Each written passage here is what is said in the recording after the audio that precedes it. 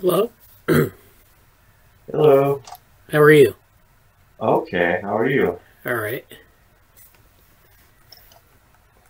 I'm not sure if Anusha will be joining us today. I haven't heard from her yet. Okay. But it's not a. She may be able to stop by at some point. May not. I don't know. Okay. Well, Good to you. hopefully she can make it, but if not, do you think she'd be interested in joining the Slack? I can invite her. Yeah, I showed her some previous meetings, or like I think it can be. Okay. What did you want to talk about today? Well, I wanted to go maybe do a short Slack review, maybe some deadlines, and then we can go into some of the stuff you're doing with ethics in society and Cog Futures, because I noticed that you've got some things going on there that are pretty exciting. And then go over some of the papers that are being edited for imminent deadlines, and then some papers to review. Yeah, I was whoops.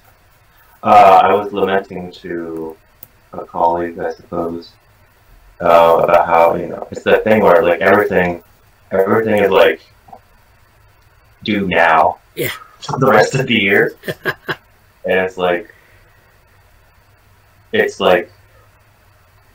I think in the course of this week, you show me one or two things, and I found one or two things of my own that's like, hey, there's a deadline, like within 10 days, and some within 5 days. Do you still want to apply for it? It's like, well, yes, but I don't know. And everything else is going on. It's like, So, but I'm really excited that,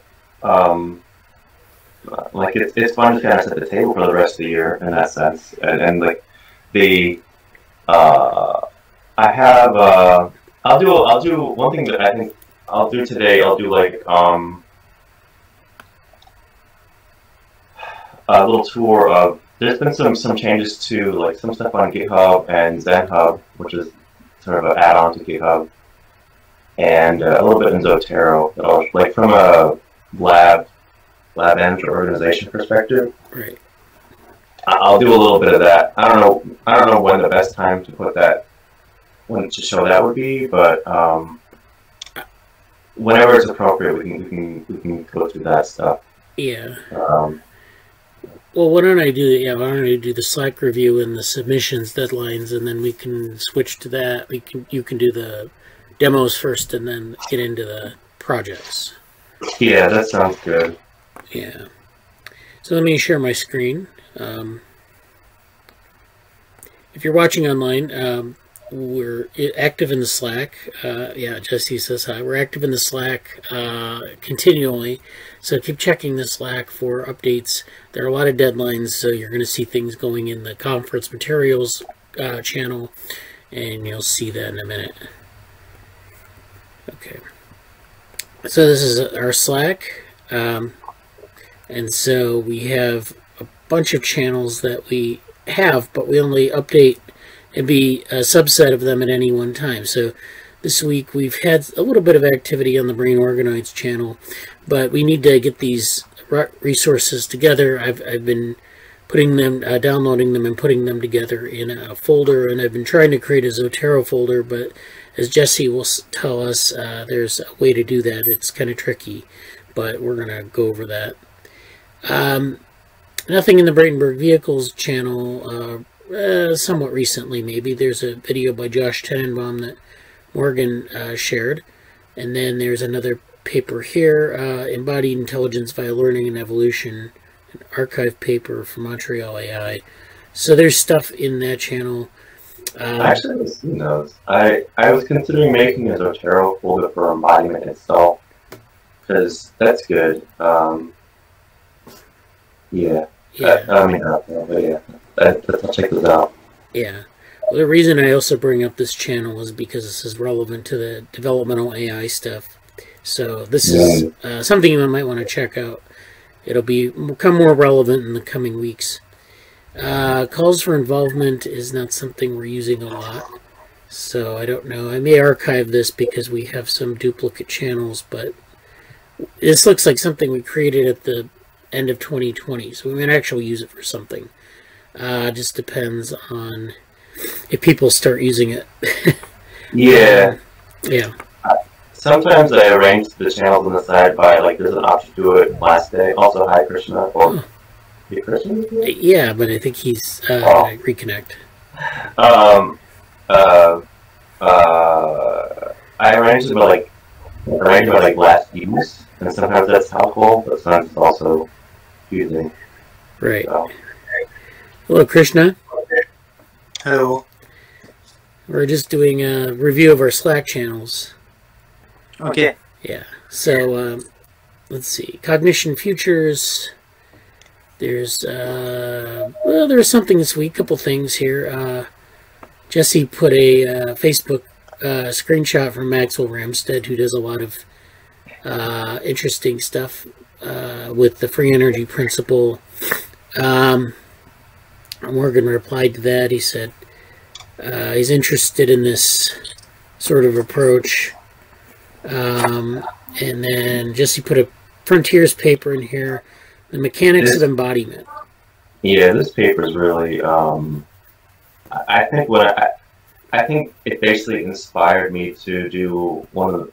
It's going to be related to. I put my own submission into the embodied intelligence one. Yeah, I saw that. And it's related. Like this paper is really interesting because I haven't finished reading it fully.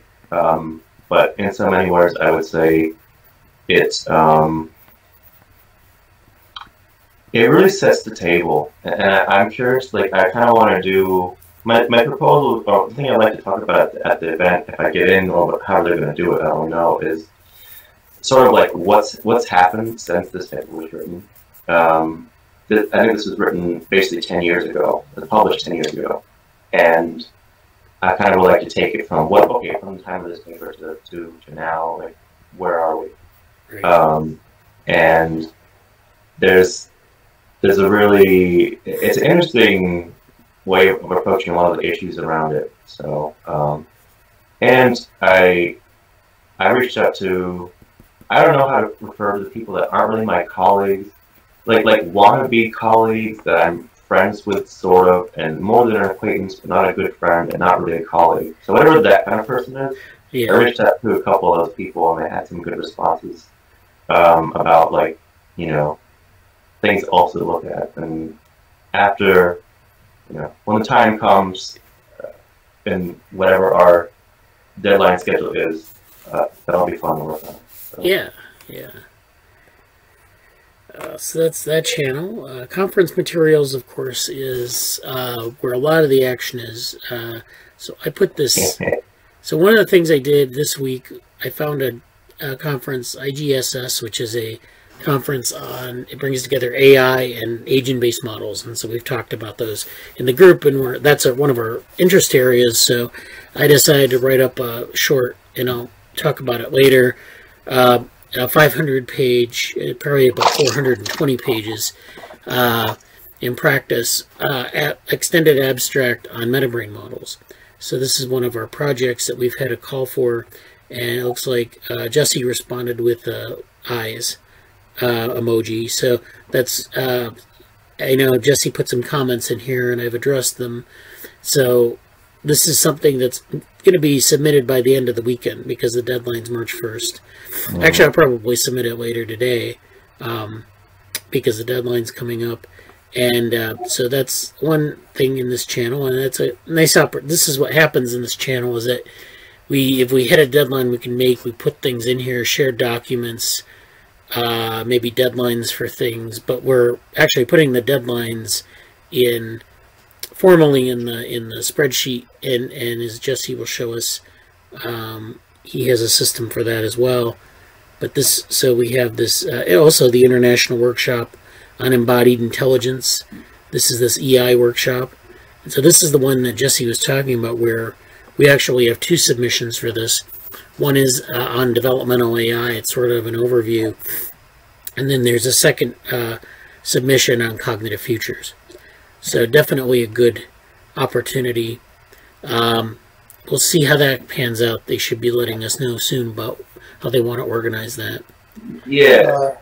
Bradley? Yeah. So did you submit the evolution paper? Not yet. We have some time on that yet, but Okay.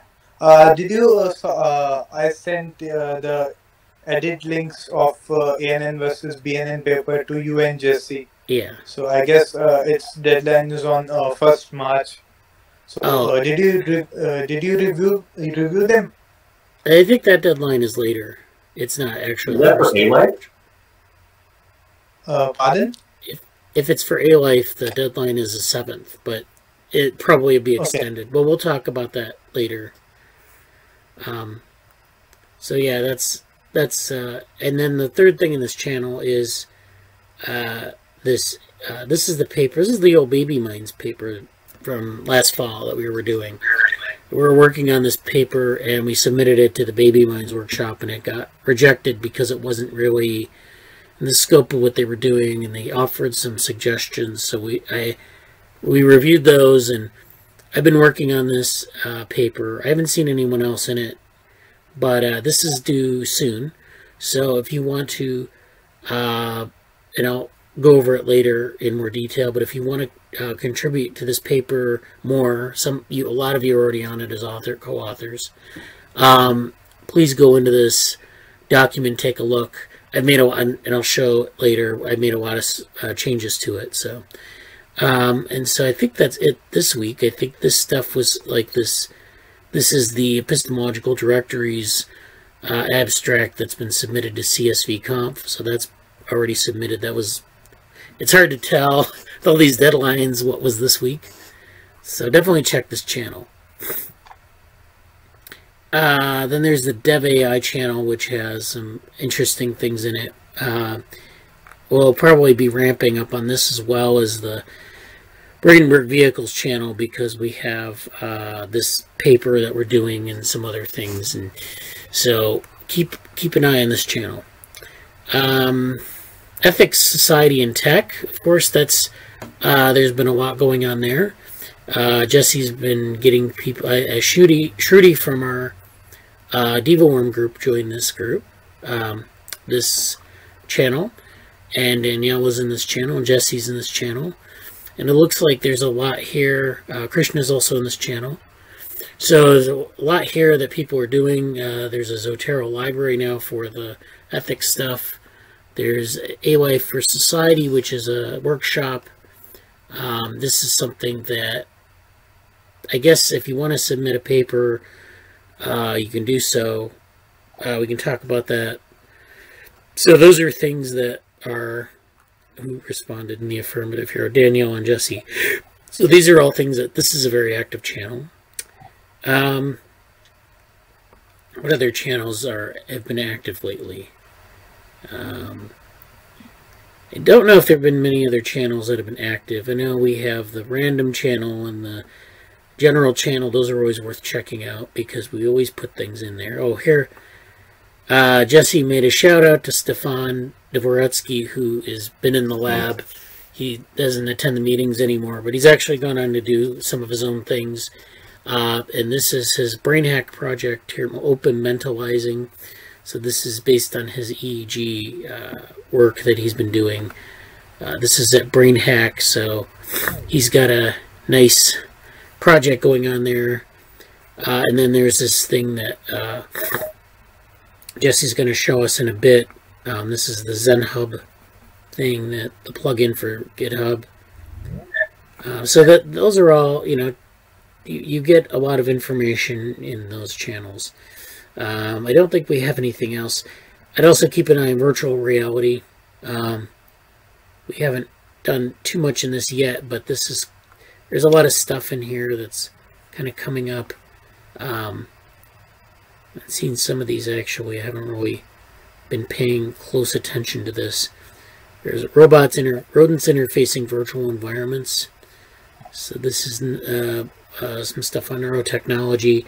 So this is kind of like, this and the neural organoid channel are very cutting edge. They feature a lot of cutting edge stuff. So we'll be maybe doing some more on this channel as well in the near future. So that's our Slack review, and I'm going to go to the paper submissions so that we can get a sense of where we are in terms of the submissions. So we have, let's see, I don't know whatever happened to this Twitter conference, but I haven't seen anything. I'm going to check again, but I haven't seen anything on that at all. So that's kind of in stasis. The allostasis machines paper has been accepted at the SIGCHI workshop, so congratulations on that. Congratulations to... I think it was like last week, right? Saturday afternoon or something? It's like Sunday, yeah. Sunday.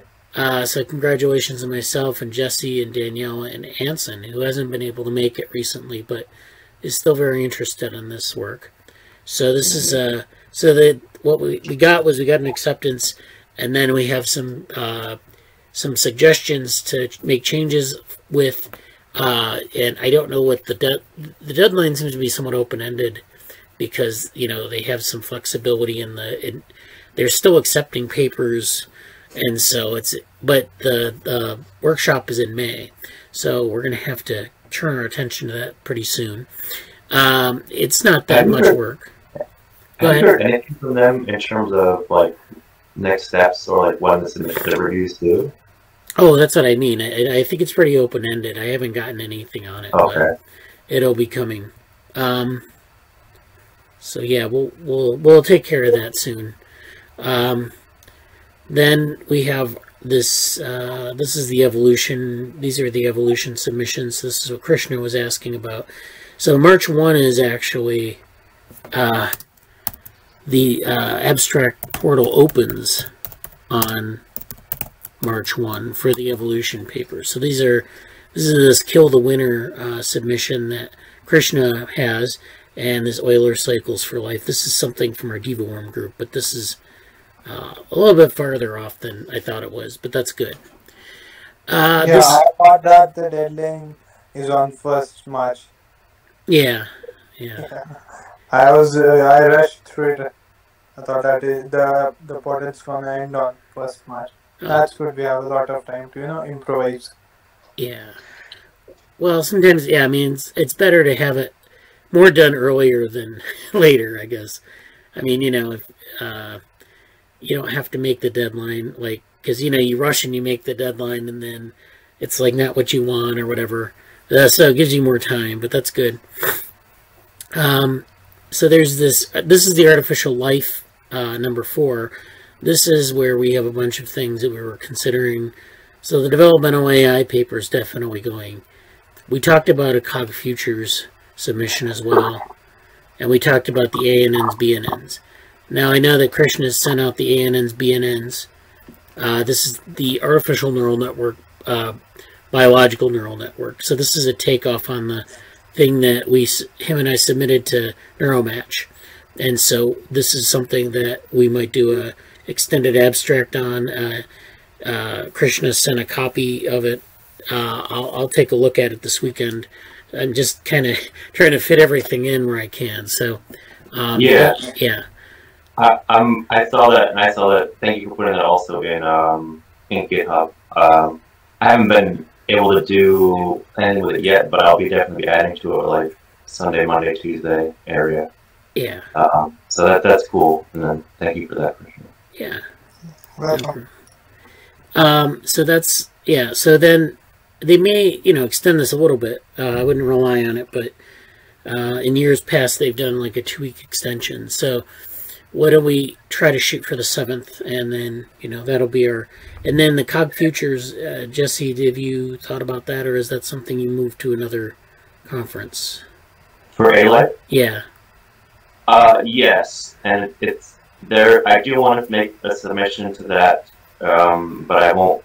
It's just sort of like the backlogs right now. So Yeah. I'll probably be talking more about that in Slack, and if it did, like, I kind of hope they'll have an extender for that, but I mean, I may just be like,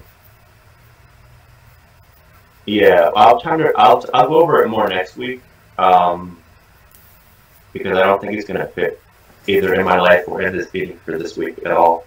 Yeah. So that will be discussed more next week, but I'm gonna try to do something with that, and yeah, but nothing right now. I'll do that. Okay. Yeah. So then we have this. What is this? Oh, it's probably not going to happen. This Gibsonian information and development. That's not. I don't think we're going to hit this target. Although I think that there's room for this paper. Although I don't know. The Gibsonian information and development. It's something I was thinking of doing for. Do we already have a Gibsonian information paper? Or we do. We do, and this is what I was thinking. So this is something I wanted to write that was sort of a derivative of the one that we submitted to CogSci.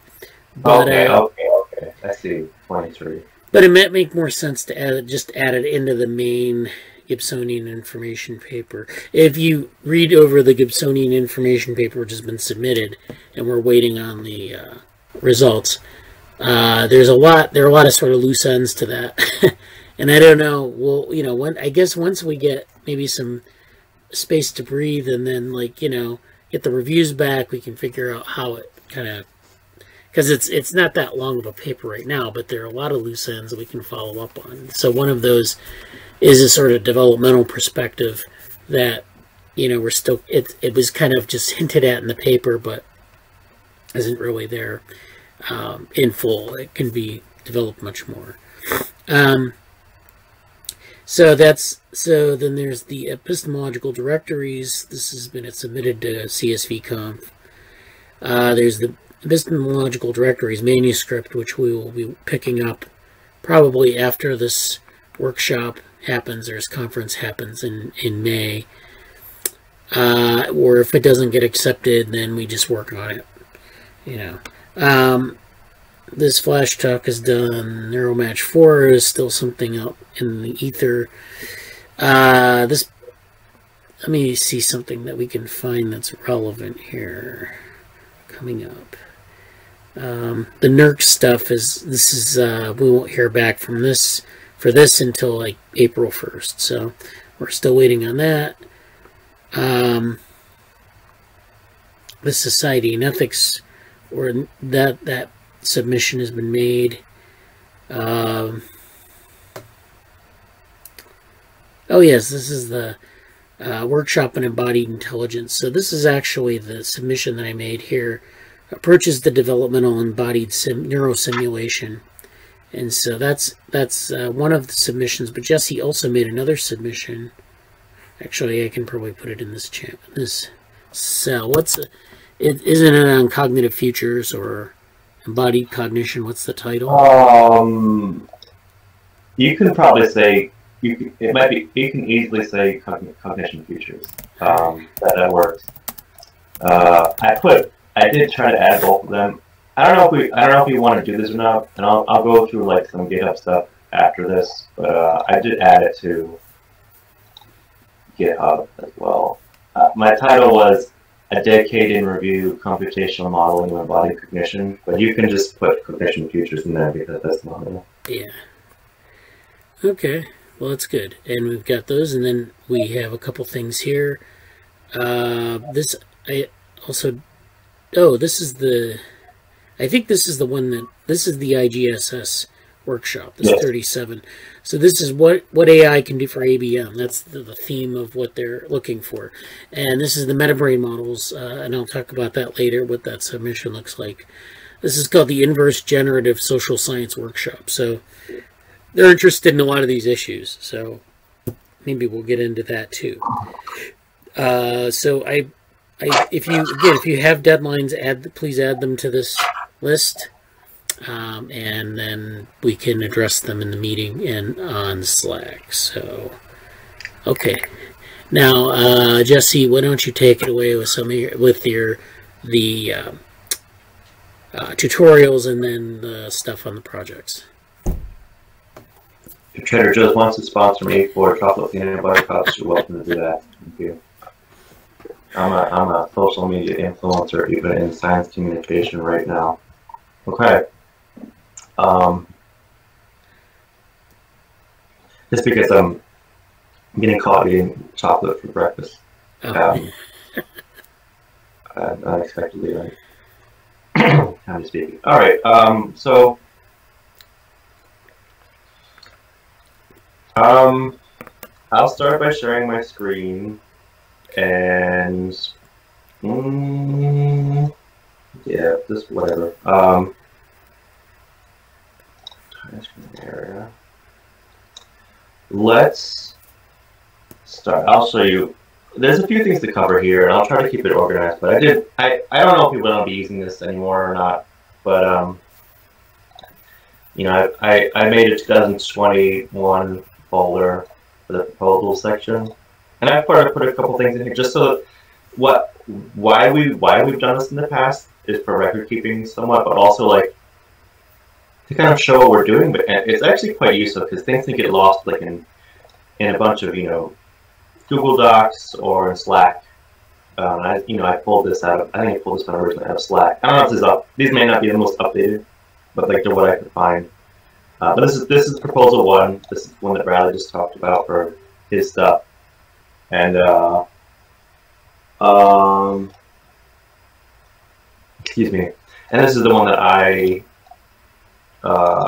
that's what I have right now. I think I'm going to modify this a little bit, but it's, you know, there's more to say about that. I put a link to the New York Celebration of Computing one, but that's linked to the main one, which is still in the ethics. It doesn't have to be perfect, we just have a place to keep them all. This will be a whole, I'll get into this specifically later on. I did want to mention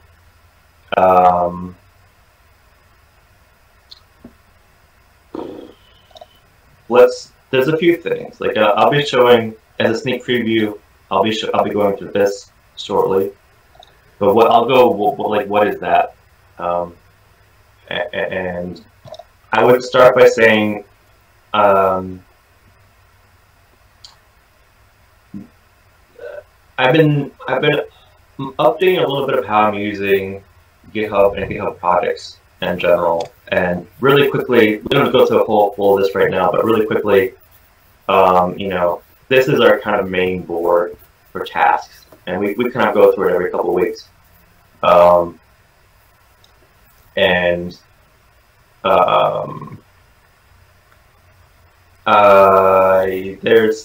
There's a list of things that are tasks and also projects together mixed here a little bit.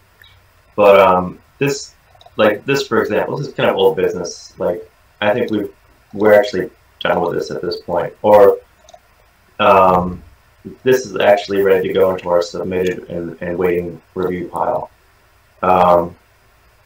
These are all things that we're waiting for. I think we're still waiting for this one too, right? Bradley, this is submitted, but yeah, this one, the CSV comp, the cog size, this looks consistent. The Saturday presentations, I assume, are the ones that are sort of accepted, but yeah, I don't know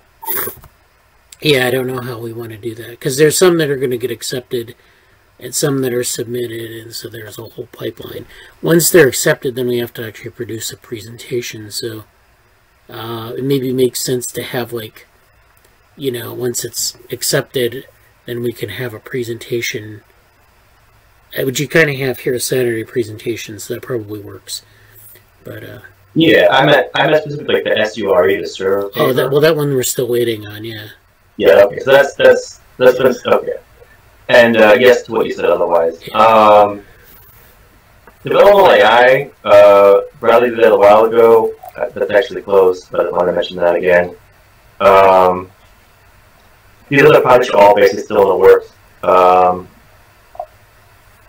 Including the Princeton one. I have been talking to them about it, and I'm kind of waiting for a little bit more feedback from them about what they mentioned. A virtual gallery, and they're still putting that together. And I believe there'll be an opportunity for us to talk about the lab and I would like it. I wouldn't mind if there was sort of an opportunity to present some individual things as well, but I think it will mostly be a lab.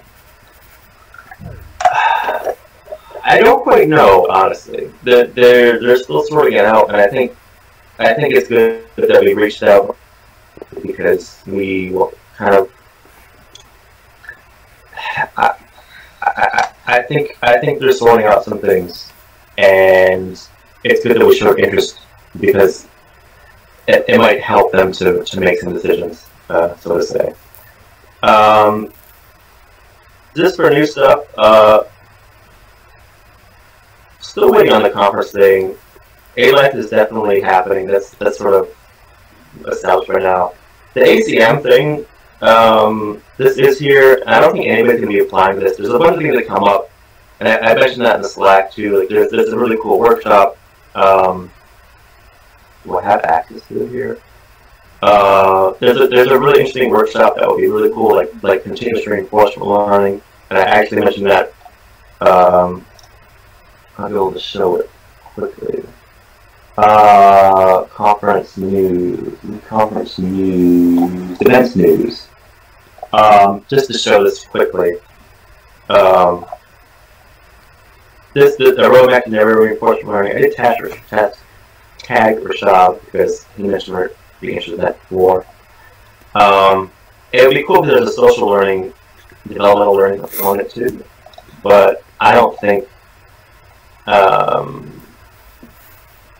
I believe this is due, yeah. Unless it gets extended, I don't think we're going to have any chance to look at it. But I do want to mention because it's a very cool thing at ICLR. And also just a shout out for people who want to go to events like this but may not have access to it. Consider looking at their volunteer options because it's a great way to get into a lot of conferences, including virtually right now. So just head up for that. So that is all in order. That's technically active. That's something to keep in mind. This is active now. Thank you, Krishna, about that. This is definitely active. This is also active. I'll say a little more about this later. This is for the Extant Society team. So that's it. I'm just a quick update about these things. Will be upcoming or sort of on the docket later. But that's what that is.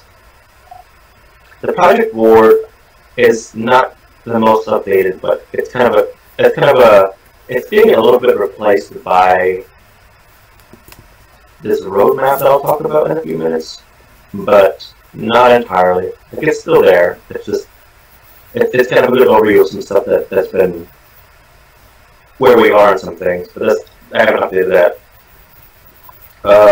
Functional study group is sort of my thing, and that hasn't been updated significantly. Survey cognitive model part 0, that's on the back burner given everything else going on. I'll go a deeper dive into this in a few minutes. The AI neural lexicon project is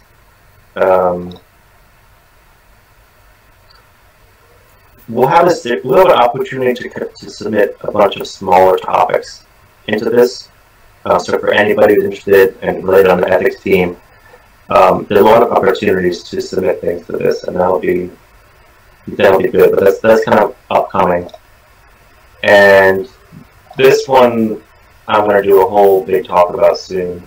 So I'll get back to this one.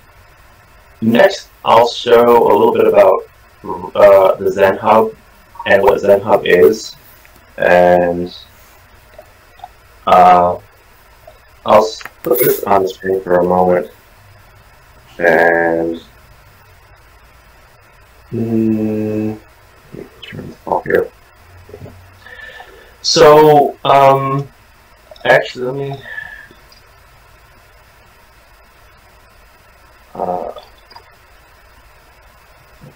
here.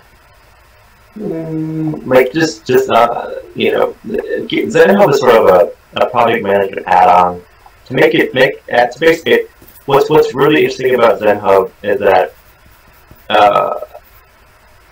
I think people can access ZenHub for free.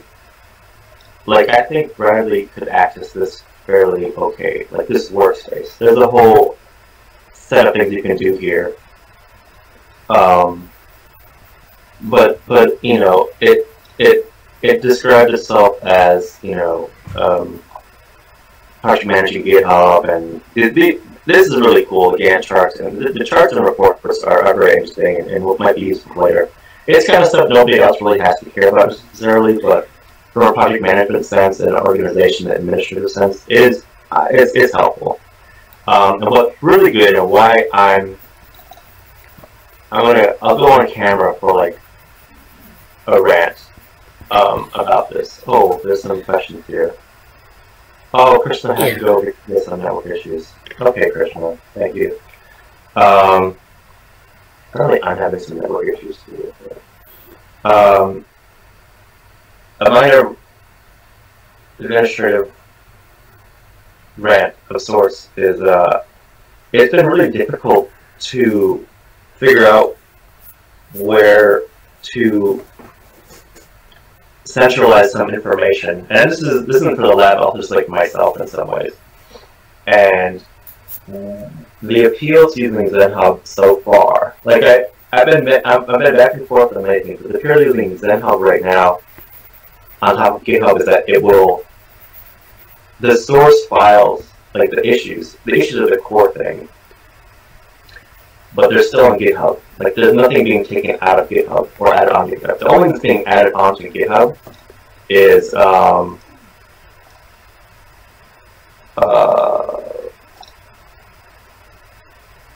whoops, am I sharing my screen? Yeah. Okay. The only thing being added onto GitHub itself is the way they do sort of the project. They basically, in one sense, they're kind of just adding a lot of charts and collaboration and the ability to make projects or another tier of collection of things.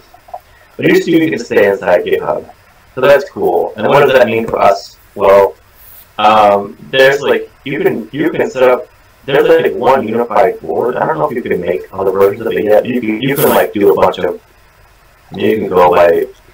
You can show by milestone and milestones are sort of like these sprint stuff. And I don't know if anybody's particularly going to care about that. So I could really go all the way and make sure everything has a sprint or assign like a working period of it and a due date. And that's part of Agile project management, and that's cool. So I may not organize this board because I'd rather organize it in GitHub because most of our users or lab members probably won't be in here.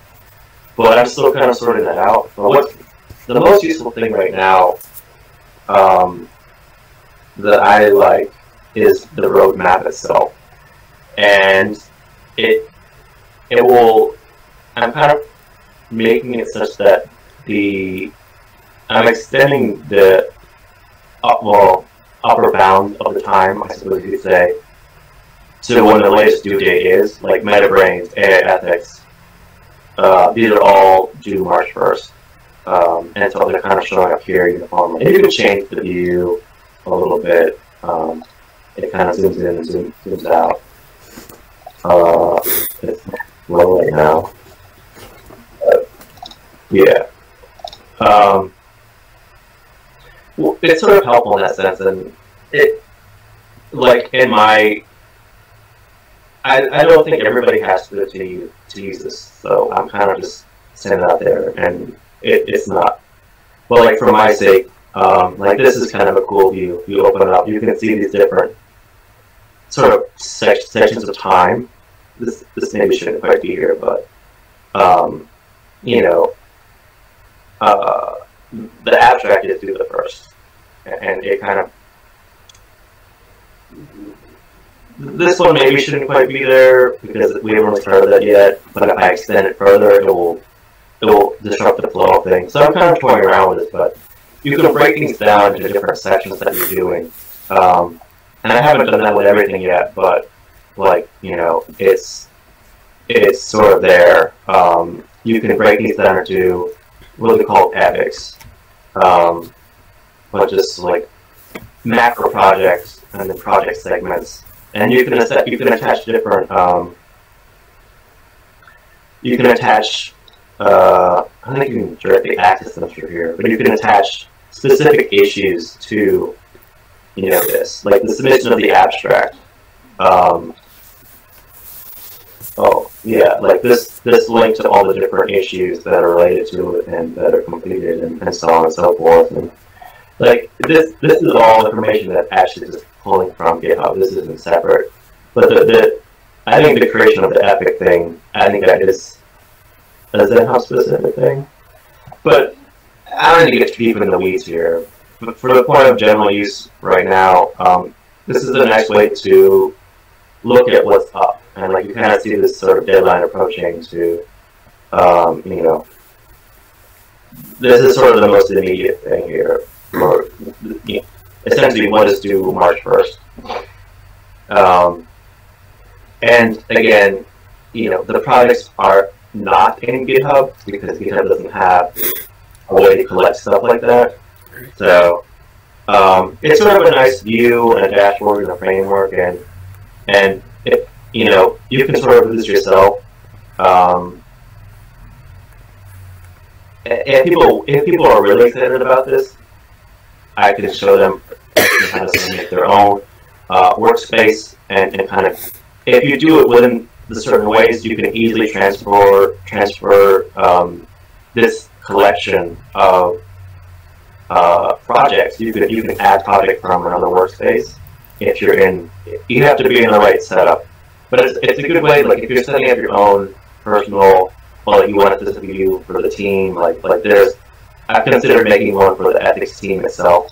I don't think I'm going to do that as more of an experiment, but there's things you can do with this, and between that and say, you know, looking at it this way within a specific, you know, this is like GitHub defaults, and then if you really wanted to, you could like soup up some very specific thing to do it, like by repo.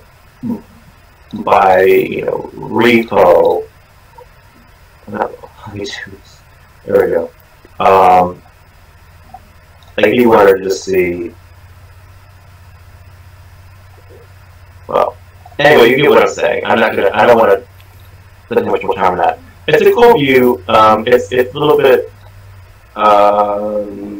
finesse and not necessary, but it does help, especially for people who are trying to, you know, just get a visualization in some ways of what's going on. So there you go. That's part of that. At this point, I think. Oh, I do want to. Since we're just on general lab manager stuff, I do want to mention Zotero. I found Zotero to be really useful for a lot of things that are happening. So let's bring that over here. You can see this is my personal library up here, and what I'm doing is I am using my personal library to store documents. And what you can do is, like, for example, this is some of my top papers that I want to read. I have, like, I believe it's here, like, I have the full text here in my personal thing. And if people want to do this, I can show them how to do it, but just like, this is kind of related to Bradley's thing, like, how do we get, like, if you have a bunch of PDFs, like in Bradley's case, let's say you have a bunch of raw PDFs and you don't know what to do with them, what you can do is upload the PDF files to your personal library, and you can store that, and you can pull either the actual, like, the metadata itself, or you can keep the file in there too, or a bunch of other things depending on how you get it in there. However you find the PDF, whether it's a personal thing, or you pull it from archive or whatever. That's what I'm advising people to do to store files currently. Why? Because our oral group is public, so we can't store files here right now, but it also makes it very light and accessible and there's a lot of good things you can do because of that. But let's say you want to,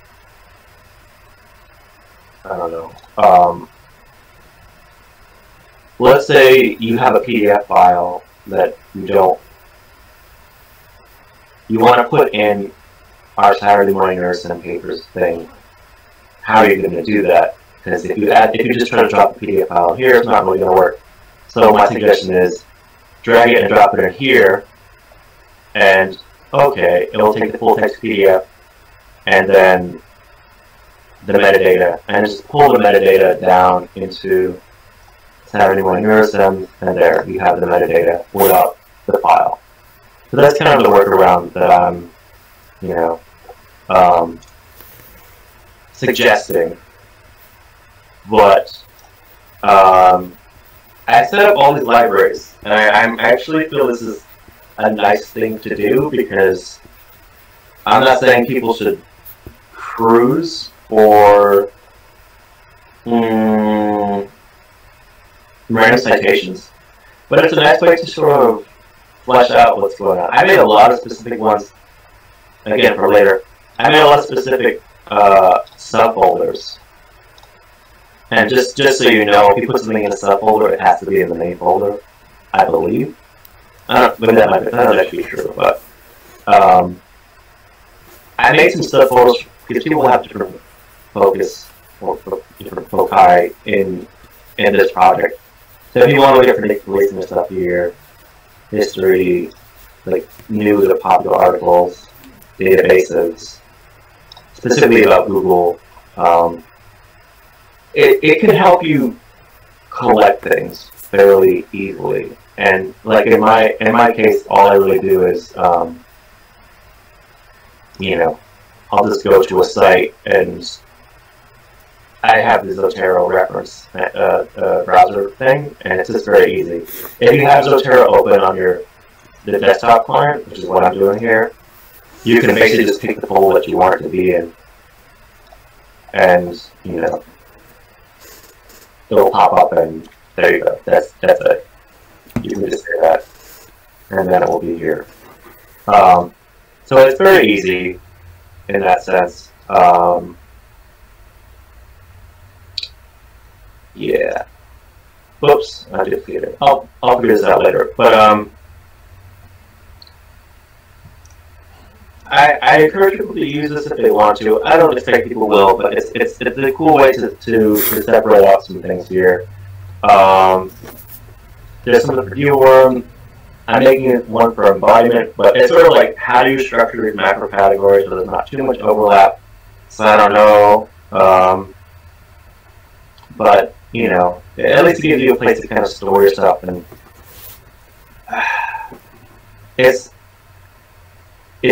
I wish there was a way to sort of combine this in Slack effectively, and I don't quite know yet how to do that. There might be a way to do it, but if you put something in Slack, it's like great, but then it's like, oh, I have to put it in Slack, and I have to put it in Zotero, and Slack's great, but you'll lose it. Like, it's gonna go away if you don't attach it to something.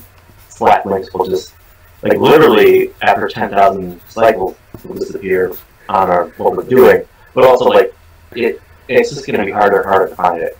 So Zotero is a nice open source way to collect it, and because it's open and public, there's no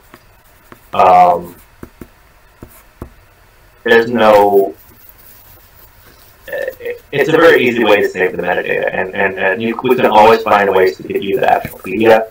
So just kind of saving what it is, is cool.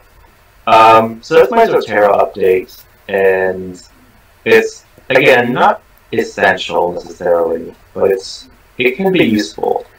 And, like, again, in the project you could work on different things. I think this can be quite helpful because there's just so many specific topics within a bigger project.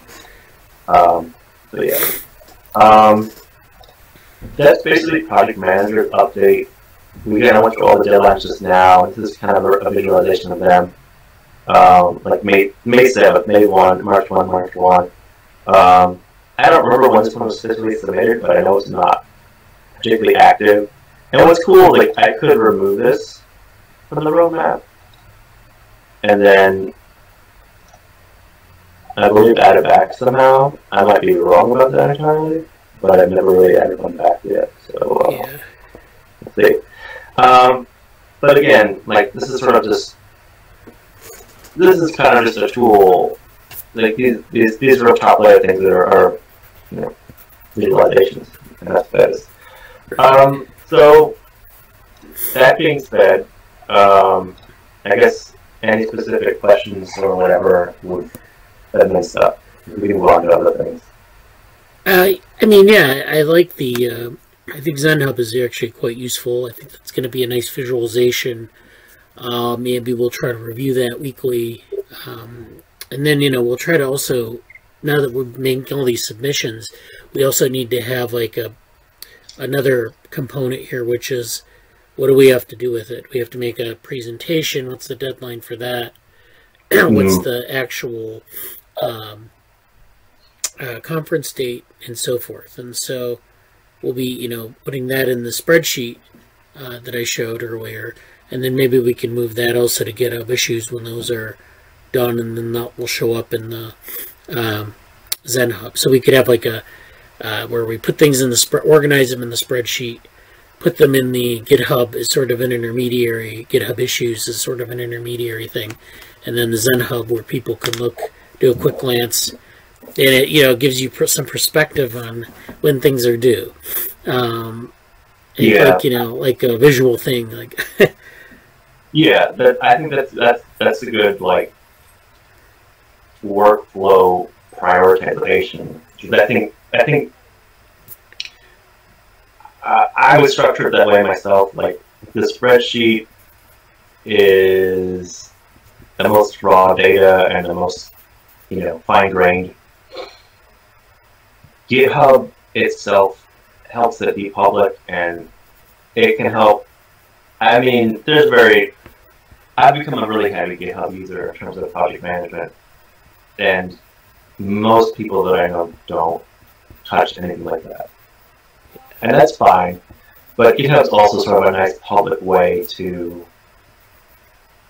show what's going on. It's the most accessible by far out of any of this. Right. And it's you can show other people, you can show the outside web, you can show prospective people. Like a lot of people show interest in different projects, the ethics team, and just being able to show, hey, here's like 2 GitHub links that show the board and some issues and a README file about it.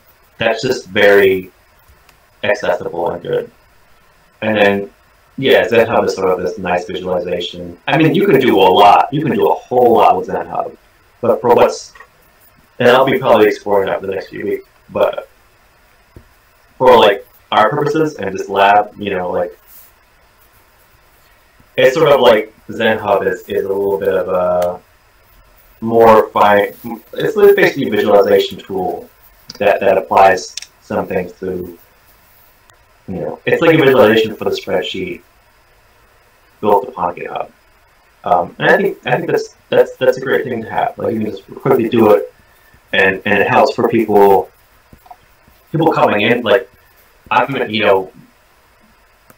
in the meeting and people who are rarely watching, like you're kind of in the eye of the storm. Like everybody, oh yeah, there's a couple deadlines ahead, but you get it. For people who are coming in, it's like what's going on, and like so many moving parts, and it's a hurricane. And it's like, yeah, that's how it is. So I think those things can cut through that a bit.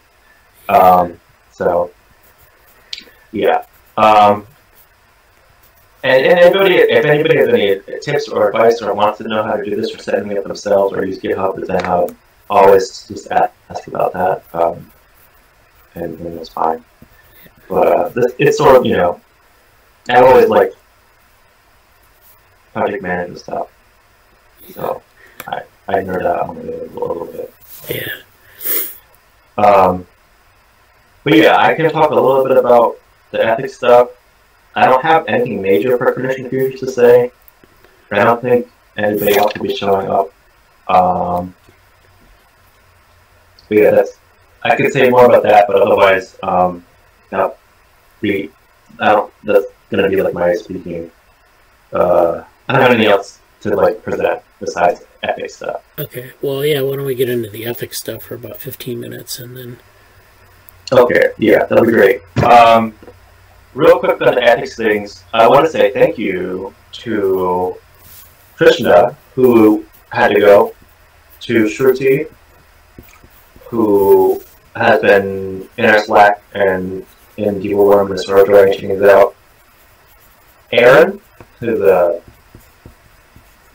well, Aaron and Molly, I guess, are both friends of mine, technically, like, in like, everybody's friends of mine here, so thank you, everybody. I'm so friendly and have friends. I'm blessed. But Aaron and Molly are people I've known for years, but never really worked with. Molly is I think she's doing human factors related stuff for, she's a graduate student now. I think she's in, I want to say like George Washington or some DC area school. I forget what it is. Sorry. But she did work previously on, I'll start sharing my screen to kind of show this a little bit more interesting in my face about this part of things.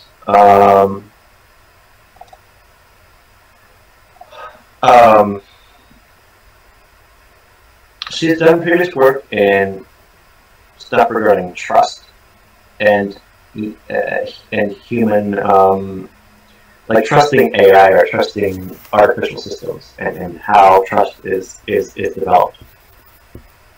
And that was really interesting. I've been like adjacent and sort of looked at some of her stuff for a while, and it's very interesting, and I feel like that fits into some of the topics here, and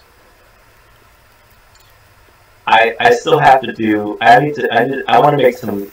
I'm kind of in the process of onboarding all of these people, and I want to do this Wednesday, and it really hasn't finished, and that's on me, but also in the sense like I've been having kind of just direct conversation with people instead of a big formal presentation. So I'm gonna finish that today and send it out. And just for people watching, you know, this is due March 1st, but as I said to Aaron yesterday, there's nothing you have to do. Like, you don't have to do any work basically to me. Just confirm the project and some of the topics that you might want to work on. And like, I basically have already, that's in progress. Like that'll be fine. But I mentioned everybody except Aaron, and Aaron is, Aaron's a business major who is really versed in, let's say, ethical issues and the use of, she's very interested in how economics affects people's well-being, basically. And so I feel like she'd be a good addition. Like, we could have a variety of people from business, social work, to human factors in AI and trust. And then obviously, you know, Krishna has his technical backgrounds. Krishna and Shruti both have their technical backgrounds in, you know, they're coming from Deeble Worm, and they're interested in neuroscience and things like that. But, you know, Krishna gave a presentation on his take on ethics and feedback, or AI ethics and feedback, and so on. And I really like that in the sense of, if I go back to this, actually, I mentioned this before, but I should make a feedback thing here. But there's the,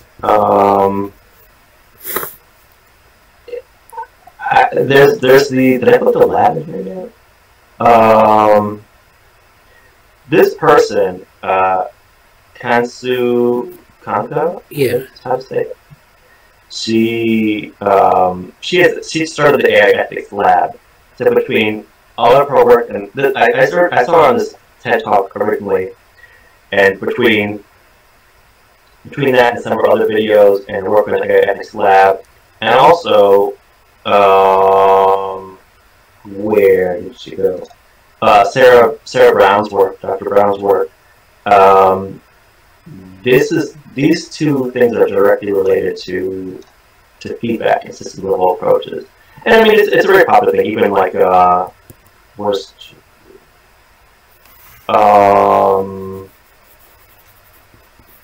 yeah, end-to-end frameworks. Like these all kind of fit with this sense of how do we insert people and ethics people in here. And I kind of want to make I should do that right now. Oh yeah. I'm going to demonstrate live. All right. I'm going to do it like this. This is going to be really cool if I can do this. If do a multiple select. I don't know if we can do that. Oh yeah. Wow. This is like, this is something else right now. Where did it go? I gotta get Dr. Brown's lab in there too. But now, great, all the things are here, and again, if you can't access the PDF for some of these things, I don't know. This one is a PDF. I think it's public access. So, but you can just say find PDF available. You can't hear because it'll say error. But you can do this. You can literally just click on this, like put this in your personal library. Right click and say find PDF. And a lot of times you can just pull it from the ether of the internet, and it's source, it'll pull it from the information. So that's really cool, by the way. Yeah. But, to zoom out again, where we're at with the project is, yeah, this feels pretty zoomed. This is, I've updated it a little bit more. This is still a little bit incomplete, but, we don't have that much time. And it's just going to be, I want to do like a tiny bit of setup. Honestly, I'm going to try to aim for like 90 seconds of setup, which is completely inadequate. But I want to do that because that's important. I want to go, I think I'm just sort of taking it like, I'm going to try to normalize going into the philosophy behind things all the time because people just need to be comfortable going there. And I think it's actually like the sort of hidden agenda of all our like actual ethics discussion because you have to like start going there. But that's just my take on it.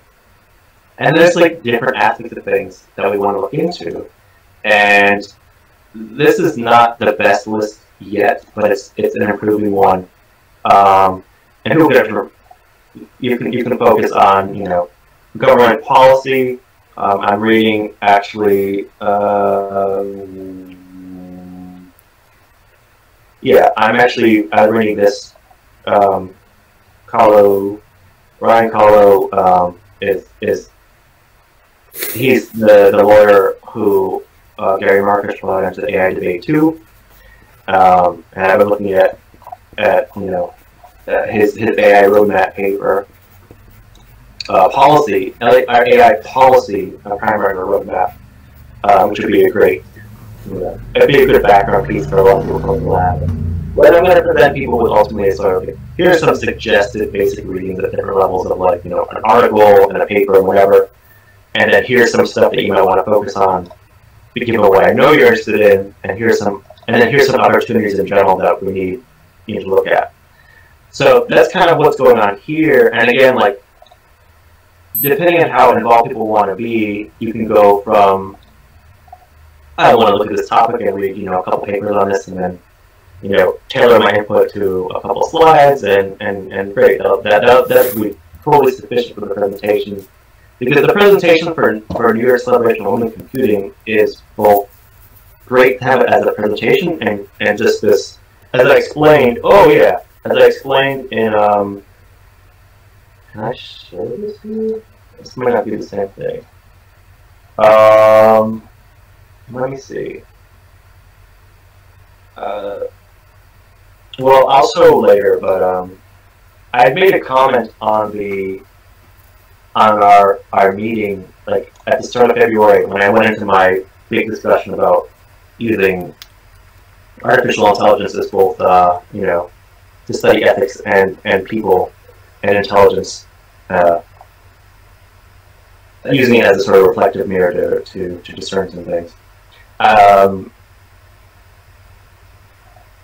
Part of what we're doing is getting used to the acclimating interdisciplinary stuff in general. So,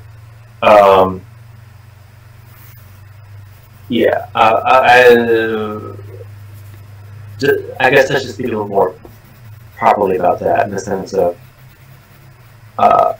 nobody's going to become an expert in AI ethics who are working on this project, but getting acclimated to using interdisciplinary discussion and looking at stuff outside of your field is important for the future and for yourself, and doing more in that arena.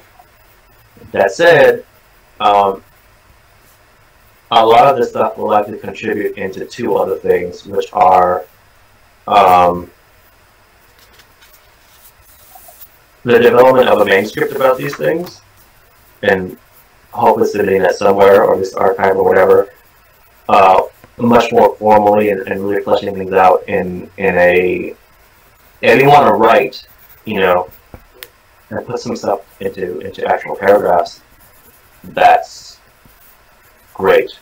And there's going to be crossover between that and this project of the AI Now AI Lexicon, because those are going to be submissions of, you know, short essays that take up a dominant concept, metaphor, keyword, long critical thinking about, you know, and so on and so forth.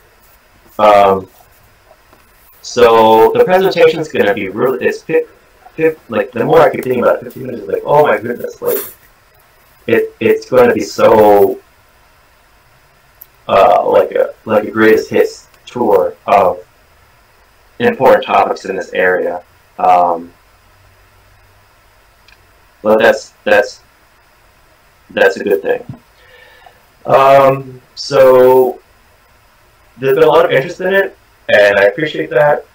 And I know Danielle has mentioned interest in it, and if you want to have a specific talk about that at some point, I think I'm going to try to schedule some individual meetings with people in the next few days too. I know Danielle has asked a lot about different things, and I think putting some concrete, hey, do you want to do this as sort of a next step for that, and that's great. All we really need to do is submit. I need what we need. The bottleneck is just let me or us, but in this case me, because I'm managing this specifically. Let me know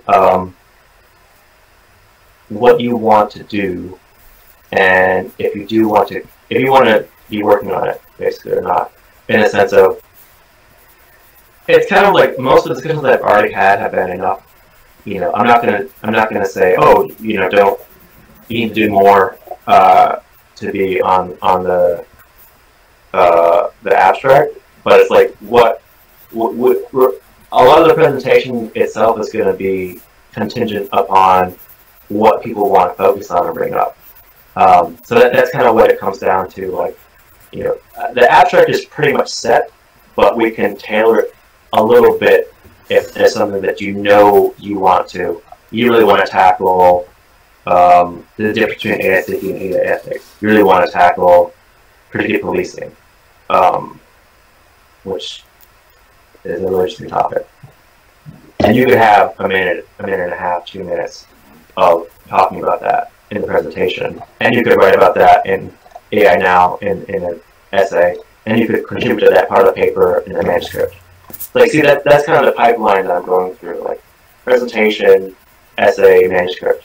There's a lot to do about this. And this will be an ongoing thing in the team. It's just the current deadline is, you know, is our abstract revision. We're accepted, but it's just the revision's due March 1st. So that's pretty much my updates for all this stuff. There's some fine-grained details happening here. And I kind of, again, I showed off the Zotero, and there's a lot of good stuff being put here.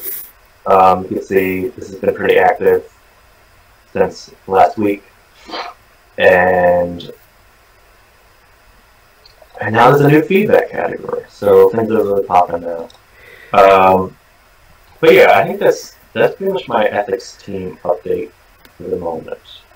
Well, that's very good. I'm glad to see that you're making so much progress on that. I like the way you've got it set up and all the integrations with Zotero, and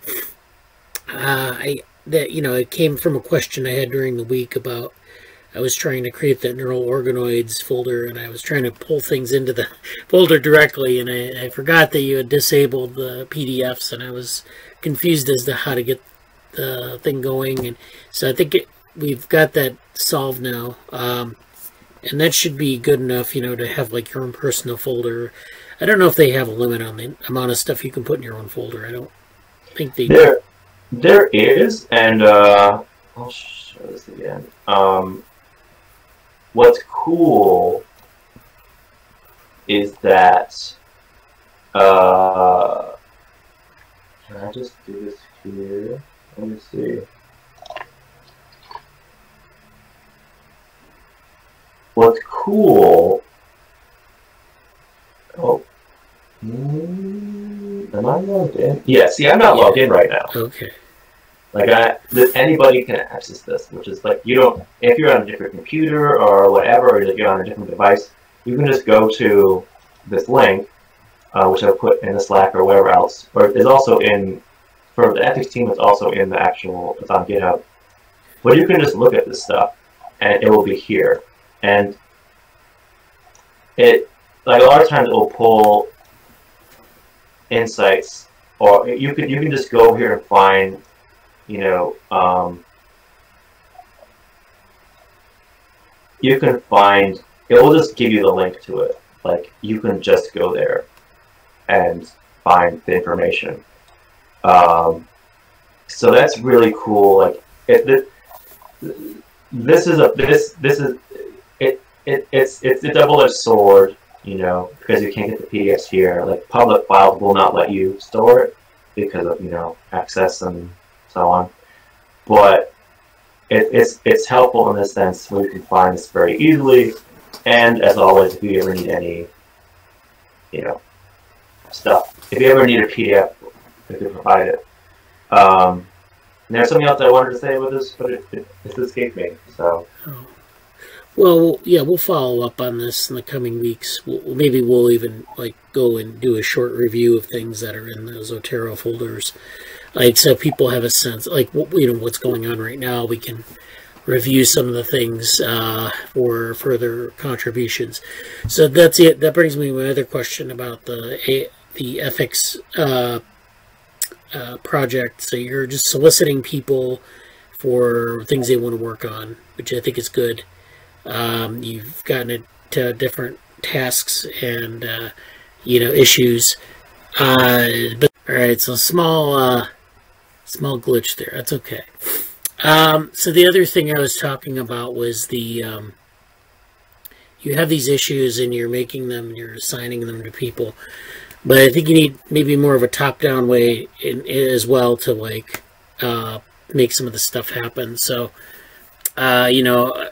I would, if I were you, I would create just create the slideshow and get things in place, make the partitions, and then, people want to contribute specific things, they can do that. Otherwise, maybe synthesize what people are talking about and put it into a document, put it into the slides. This is what I do a lot, because it just it's hard for people to, kind of make their own slides in a deadline, in a short, tight deadline. So, if you have discussions with people, you just synthesize what they're saying, put it together into this slide, and then it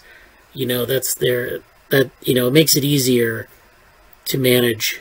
Otherwise, you're waiting for people to come in and do things, and then they do in a different style, and you have to redo all the stylistic stuff. If people want to make their own slides and they give it to you, that's fine. But this is a pointer. This is kind of a experiential thing that I'm telling you. Oh yeah, and I don't think people are going to have like the slides aren't due. The slides aren't due Monday, but yes, I think that's sort of the next step, and kind of, excuse me, kind of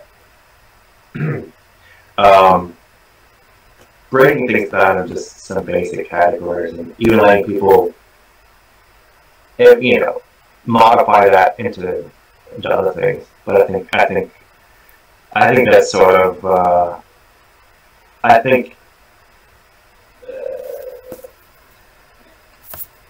I'm putting together a little bit of a specific care package, I guess, about it, and I think that's something I'll add to it. But it doesn't even be finished. But just giving the sense of here's this specific slide area that you could contribute to. So yeah, that will be next for sure. Yeah, and then finally, the thing I noticed you talked about was this idea of acclimating people to interdisciplinary things versus building expertise, or maybe like, you know, the two things going on simultaneously, because you do gain expertise by engaging with the literature and doing work, and you know, but there is this I think this it's good to point out that you're just, you know, you're acclimating people to this interdisciplinary area. So, you know, if they don't feel like experts after they do one project or two projects, that's okay. Just make sure that they, you know, that's the value, is that they're getting acclimated to doing this kind of work, that they're involved in it, and yeah, and I kind of feel like I've established that as something that can be done at this conference, and I actually wish there was more outlets for that, because there aren't really that many that I like. You can go on, you can, you know, it's not quite the same as like you can go on social media or Instagram or whatever and do your science communication and have a blog, but it's not really the same as like, and this is also why I love Envision, by the way, which the update on that is we're waiting to hear back from it.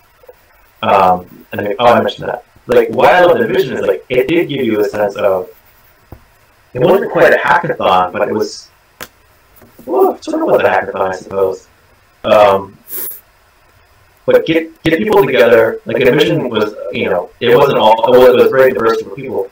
Get them together, do a project, and present on it. Or even if they don't present, have that experience of problem solving and orienting ideas together with people that have maybe tangential or adjacent expertise or career paths.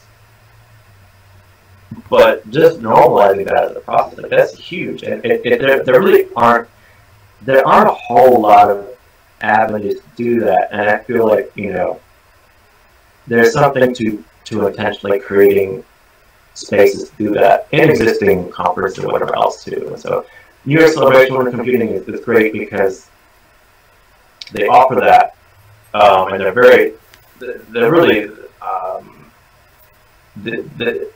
they're very intentionally done with a sense of what can we help develop people, early career people, getting them acclimated into, you know, a career in computing, but they're doing it in a very holistic way, and so that's why it fits really well there. And I'm very appreciative of that. And it's been like every time I've done a similar thing like this, it's really gone well. Yeah, and great for them, great for us, but also like I do think there is a substance to it that's very real, even if it doesn't quite seem the most obvious. There's definitely something important to it. So yeah, definitely. So thanks for that update, and we'll be updating, we'll be following up on that on Slack and next week. So I wanted to get into, we have some chat messages. Oh, this is from the network issues still. Okay. This was from Krishna's message. So we have, I want to turn to the papers now. So we have a couple papers that I wanted to update everyone on. So the first of these is this, let's see, this is the abstract that we have for, it looks like someone's in here right now. The metabrain models, biologically complex agent-based models. And so, are you able to see the screen? Yeah, I think that's me. I made a few edits to it, like yesterday, I think. Yeah. Yeah, I accepted those, and yeah, so if you, again, people need to make their edits soon because this is going to be submitted soon after the meeting today, later tonight. So this is due March 1st, and so I think it's a nice little overview of the MetaBrains project. I just tried to pull together some things. So this is basically putting in the context of agent-based models and AI. So there are like some challenges to agent-based models in terms of the agent's behavior. You know, do you model the entire brain, or is it just okay to model rules or whatever?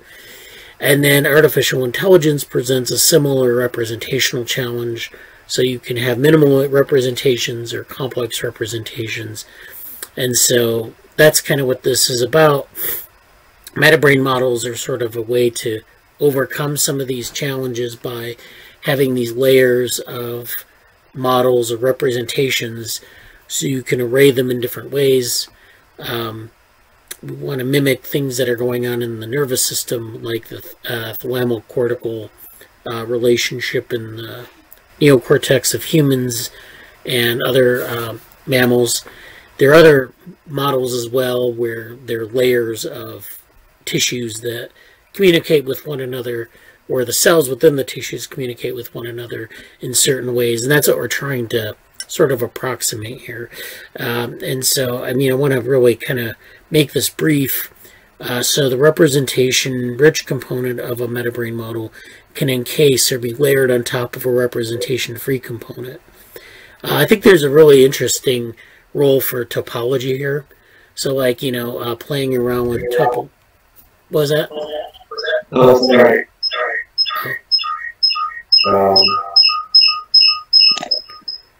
Okay. There's an interesting role here, I think, for topology, for like arranging, like, you know, how you have cells, like maybe like units in a network, arranging them in a way that's, you know, where you have layers that are have a functional specificity, and then they're connected in different ways. So it might be like a ring pattern, or like an array, like a square array, or things like that, or, you know, layers, like layers in a cake. And so those things might actually be pretty interesting to play around with. Then there's also this, and I differentiate it from deep learning methods, which are maybe some of the things that you might encounter. People would say, layers, deep learning, you know, their mind immediately goes to that, but that's not what we're talking about. So then we further propose that we can kind of move towards more traditional agent-based architectures and compare how that might look like if we can model some of these types of classic agent-based models, like chemical morphogenesis, the ethnocentrism game. We've talked about that in the meeting. That's showing the segregation model, and flocking swarming models. So we can like take these metabrain models and just kind of consider what it might look like if we use some of those in these games or in these models, agent-based models. And then, you know, we can kind of get a sense of what that should look like. And then we kind of go over the MetaBrains project itself, as it's an open source project, some of the things that are sort of the aims that we have, and maybe dividing it up even into different tasks that people can take ownership of and join the project. So this would be like, you know, introducing the concept, grounding it in some real concerns or real applications, and then selling people and working with us further on it. So that's the MetaBrains. The submission is going to be submitted March 1st. So that actually probably today. Then we have the allostasis machines paper. So I wanted to bring this up because it's been accepted at the emergent interaction workshop at SIGCHI, so that's good. They liked the paper. They thought it was very good. Had a lot of interesting sort of approaches that they maybe haven't heard of before. And in that sense, they said that it needs to be a little bit more accessible. So, I mean, you know, a lot of times when I get writing, I just get excited and I write, and I have like this way of thinking about things, but it's not very accessible to everyone else. So this is a common problem you run into with writing, and writing like scientific content or with, you know, technical content. You get into this zone, which is good for writing, but sometimes you get like, it's not very optimal for understanding things. And so we need to go through this and make sure that it's understandable. We have, you know, our figures here. I think we have room here to add things. So right now we're in this is not the template that we need to use, but there's a template that we're going to use. And that template is, we're kind of at the low end of what we are allowed. So we can add in new things. We can add in, we actually are required to add in some references that they pointed us to. So that's fine. We can put those in. We have room for that. But I mean, other than that, we have, I don't think we need to add like huge new sections. You know, we just need to add in, make sure that it's understandable and that there's, everything fits together, and that there's a sort of more of an argument.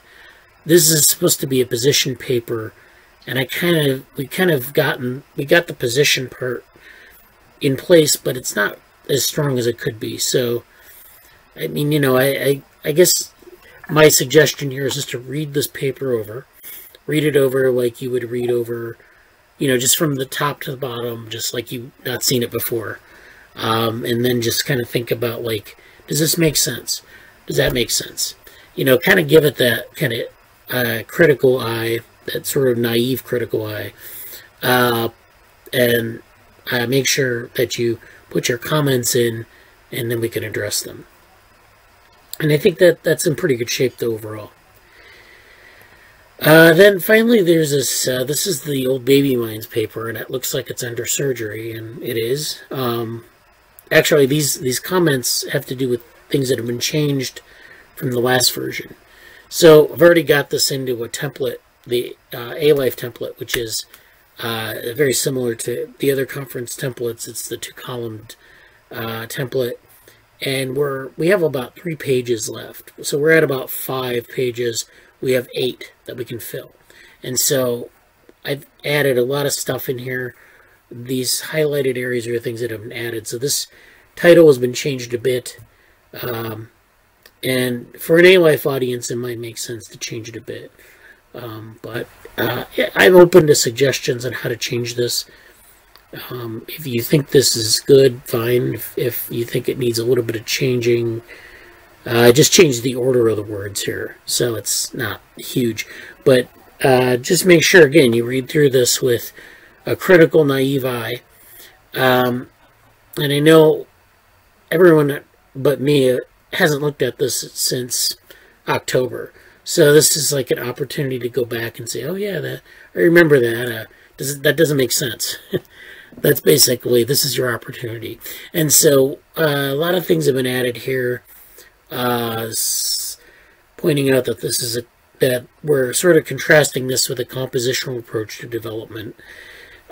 You know, things that will put it in context. There's something here on a little bit more on the Bradenburg vehicles approach. We have some changes in the references, which are, you know, normal. This is a section on upbringing, and I know that Jesse mentioned this in one of our previous meetings, but I have this section here, and then there's another section down further where we talk about the feral cat example. And I know what Jesse probably knows what I mean. I can't remember where it is. I can't locate it right now. Yes. But yeah, you know what I'm talking about, right? Yeah. Okay. So this is basically This is kind of talking about upbringing as a dual process. So we talk about the brain of the vehicle, but this is also the upbringing part. And so this just kind of talks about it, developmental training being two parallel processes. And we kind of get into this part here. I should add into this also, we need to reference Gibsonian information, because we actually talk about that in the paper later. So that's something to tie it back to. So as many tiebacks as we can make to things in the paper to make it easier to read is good. And then we talk about that as a dual process. We talk about these different scenarios for the critical period, and I found that to be confusing when I was reading back through it. I found it to be like, where we need, first of all, we need a figure to show this sort of relationship. So what we have here is we talk about critical period, and then we talk about this onset of developmental freedom. So the idea is that there's the critical period is this period where you acquire things, where there's a lot of change. So there's this morphogenetic period, which is like just where things are added in. The critical period speeds that up. And then at the end of the critical period, you have this developmental freedom where there's sort of the network is fixed, but you have changes in the network weights and things like that. So those are, and maybe I need to make that a bit clearer too, as to what that exactly involves. And so these are all things that need to be kind of, tidied up before we submit it. So this needs a figure. This needs to be like, pretty clear as to what is going on. This canalization function is a new addition here, where there's a, this is something that stands sort of separate from the approaches that we talk about in the paper. The two existing approaches, but something that can make this more developmentally explicit. They're the feedback elements, and so there's a section in cybernetic control which actually talks about the slides I presented last week. I talked about some of these feed forward and feedback elements and their sort of their dynamics and what they're doing in terms of information processing. So these things are this is a short discussion of that. And then this is the part where I talk about we have this section on the feral cat, or not the feral cat, but the stray cat. And so it talks about this in sort of I guess this is the section, right? Yeah, I think it is. It talks about in terms of sensory deprivation and experiential learning. So there's a section here, and again, this could be longer if maybe we need a sentence or two more of clarification, but that's something that we could add. And then finally, there's a section on artificial genetics and environment. And this will be something more along the lines of very explicit technical discussion on like how you map, say, from a genetic encoding or some encoding that has the innate features that lead to this, to the morphogenetic elements, which are the nodes or the neurons and the connections between them, and how that's set up. And that's very vague in this paper, and somewhat intentionally, but I think we do need to have a specific section kind of laying that out. So that should actually be enough, I think. And then we have some, I've actually added a number of references here. But this should be enough, I think, to get to 8 A-Life pages.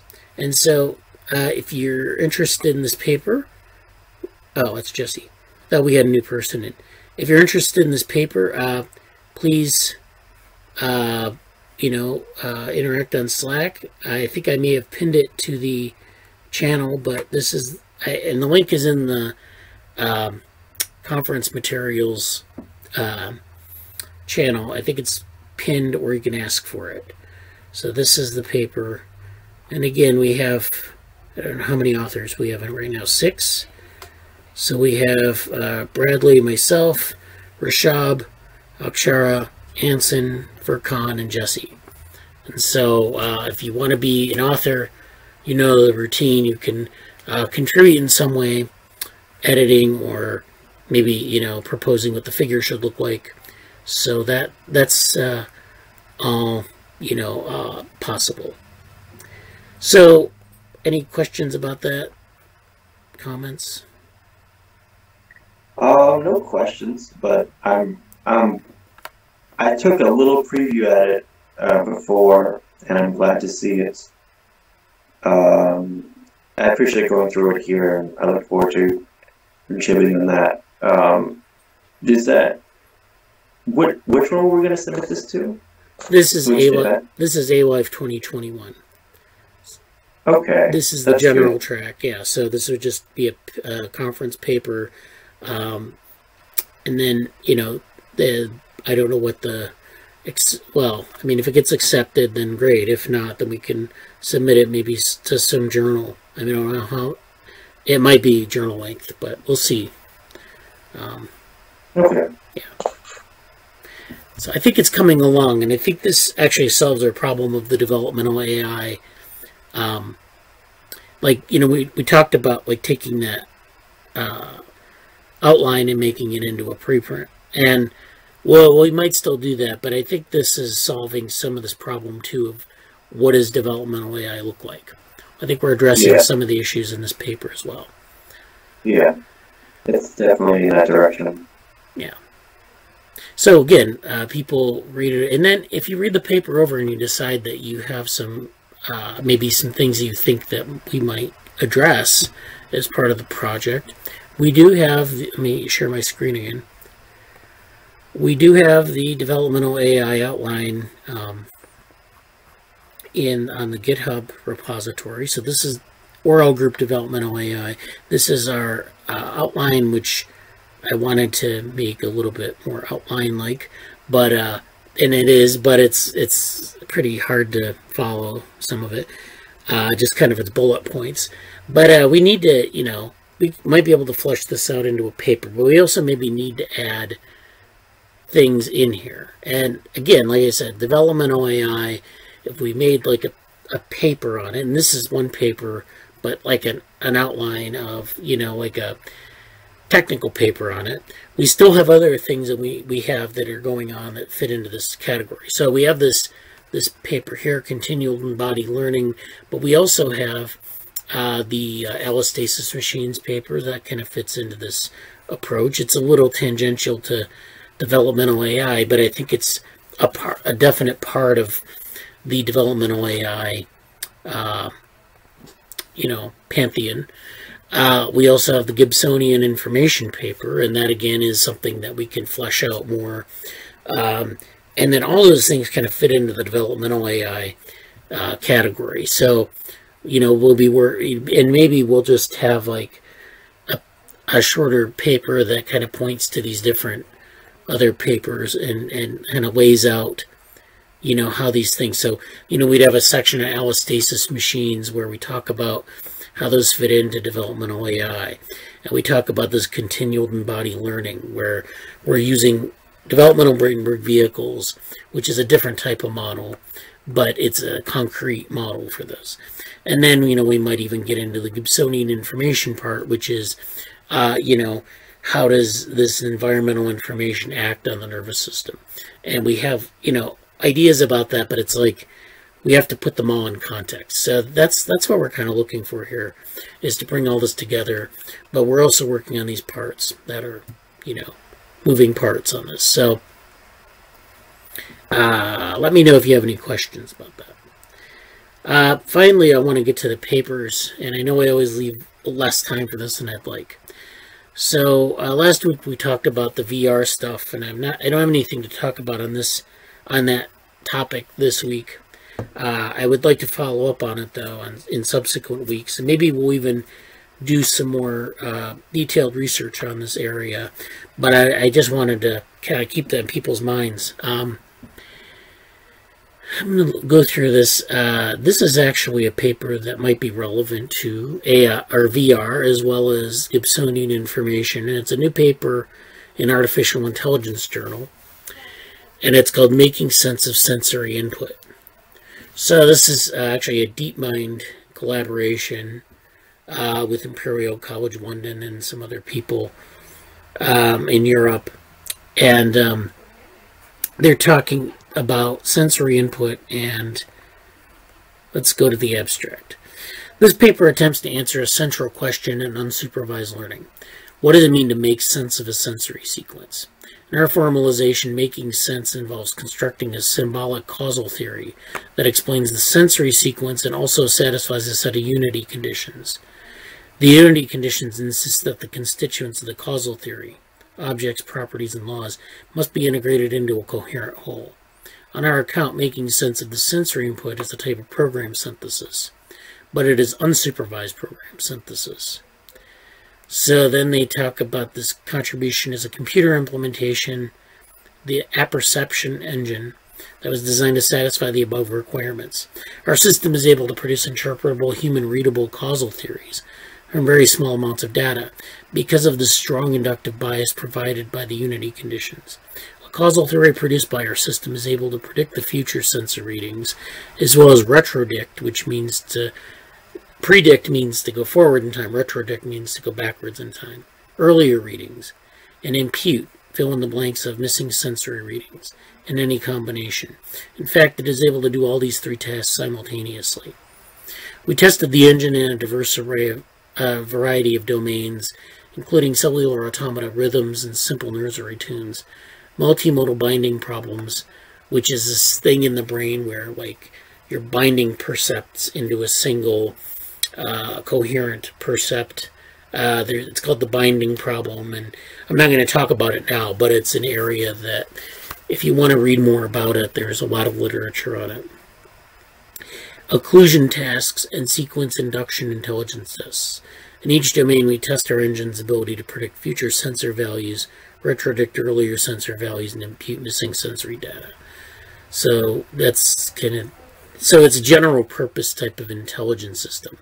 So if you go back to this section on where they talk about, where is it? They talk about these producing interpretable, human-readable causal theories from very small amounts of data. So this is something that we haven't talked about too much in this group, but there's a long history of this. It goes back to like the SAT solvers, and like there are other tools like SICK that create like rules from data. So another platform actually is Eureka, where they're creating rules from data. So they present the platform or the program with a bunch of data, and then the program extracts rules from the data. And so in something like Eureka, you can create equations that describe the data. So it's like a physical law. They're just extracting these laws out of the data and giving you some information about maybe how to generalize from the data that it's presented with. So it's not trying to learn like, I guess it's pattern recognition, but it's actually proposing a means to sort of generalize the pattern. So like, you know, if I showed you a bunch of squares and circles, how do I describe the difference between a square and a circle? Or how do I describe circles? How do I describe squares? And you can actually do that with mathematics, and the program would then give you the answer to that. So they're kind of going in that direction. It reminds me of one of these very generalized computational engines. It's exciting work. It does actually, when I read it, it kind of did remind me of what we're doing with Gibsonian information. So I'm not quite sure how that fits in. This is something that definitely should be cited in the Gibsonian information paper, but I don't know exactly how it fits in yet. I think people might want to, maybe think about it as well, and we can talk about it.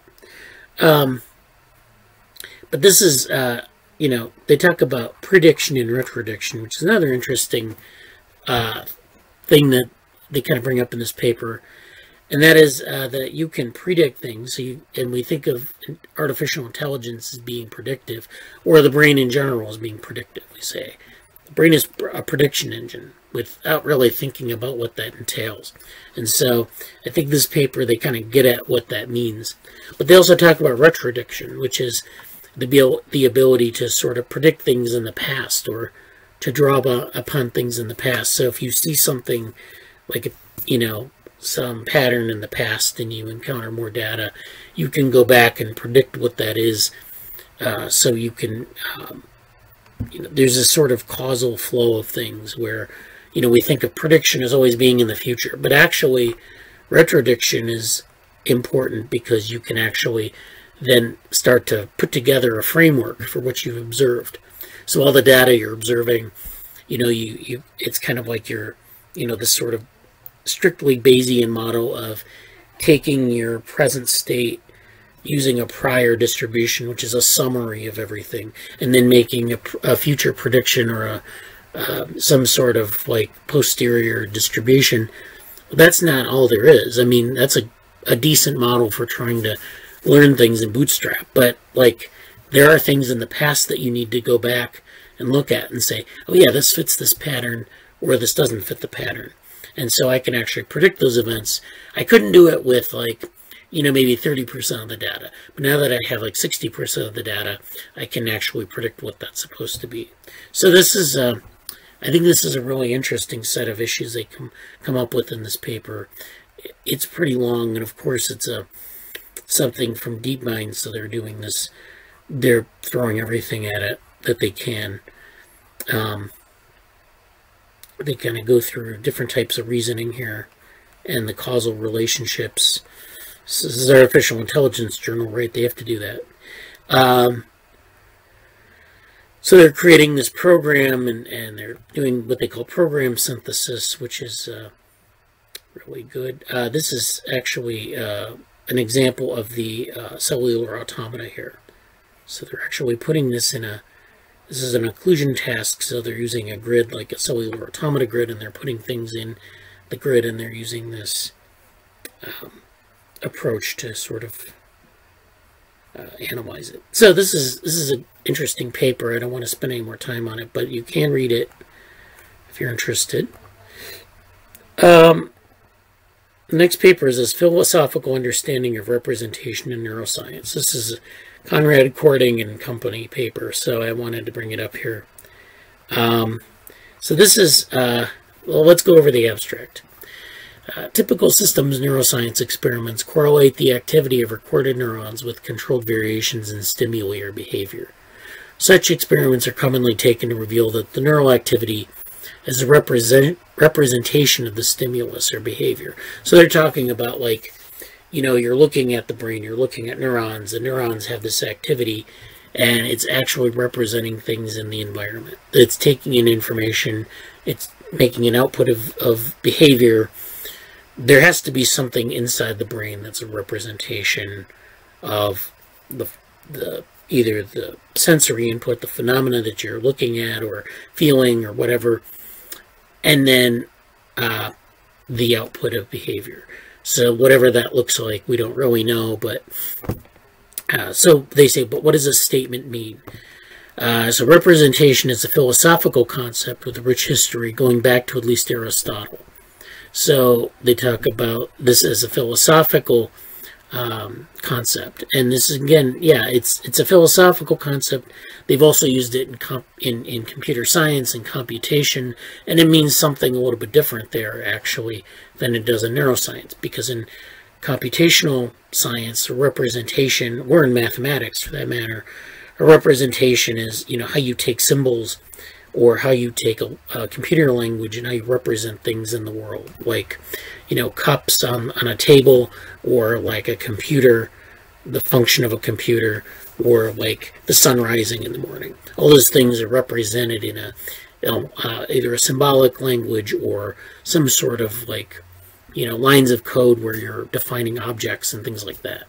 But of course, in the brain, that's not the way we think of representation. We think of it in terms of this cell maybe does this, or this cell does that, or this region does this thing, this region does that thing.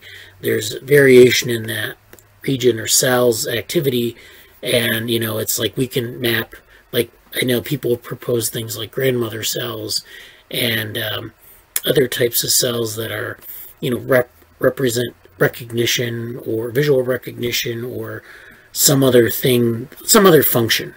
And that actually goes back to some very traditional things in psychology, like phrenology, where they actually had like little squares of the brain that did certain things. And of course we know that's wrong, but there's always been that tension in psychology and neuroscience. So, but they talk about this as a philosophical idea. They talk about the 4 criterion of representation as they relate to neuroscience. So first, a representation needs to correlate with the object and reality that it represents. So it has, if you're representing a cup or like a tablet, it should have some connection to it. It doesn't have to be like a one-to-one correspondence, but if you think about like in art, in artistic works where you have people representing things in a painting, you can represent a person as a person, or you can represent a person as like a bunch of squiggly lines with a face, and those are all valid, but it's going to make a difference in how it's operated on. Second, a representation needs to have some causal impact on behavior, which means it has to be like, you can't just generate behavior randomly and then say there's a representation. You have to link the two. Third, a representation should have its causal role exclusively, which means the absence of a representation should block the behavior it enables, again, establishing that causality. Fourth, a representation should have a teleological justification that specifies the cases in which it is a misrepresentation. So that means that you have sort of this counterfactual thing where you can know if it's like maybe, if this is actually, if it's a representation and it's producing a behavior, that's, that's one thing. But if it's some representation has nothing to do with the behavioral output and they just happen to co-occur, then that's another thing. And I don't really know what they mean by teleological justification, but this paper actually generated a bit of discussion on Twitter, and so I didn't really follow that discussion. I just saw it. So, I mean, there's probably a lot to say here. We argue that not taking all 4 criteria seriously leads to statements that are neither neuroscientifically nor philosophically satisfying. And then so they talk about neuroscience can adopt a deeper notion of representation. So I think Jesse would probably enjoy this paper quite a bit. And yeah, they talk about the history of representation in neuroscience. I don't know if they really kind of get into the differences in different fields, I know they talk about philosophy, but computer science has a decent history of representation, mathematics as well. So I don't know if they kind of get into this. So they talk about things like anticipatory behavior and how those things, so not all animals possess anticipatory behavior. Animals whose behavior is largely reactionary or like reflexive, like if I hit your knee with a hammer, your leg will kick up, and that's a reflex.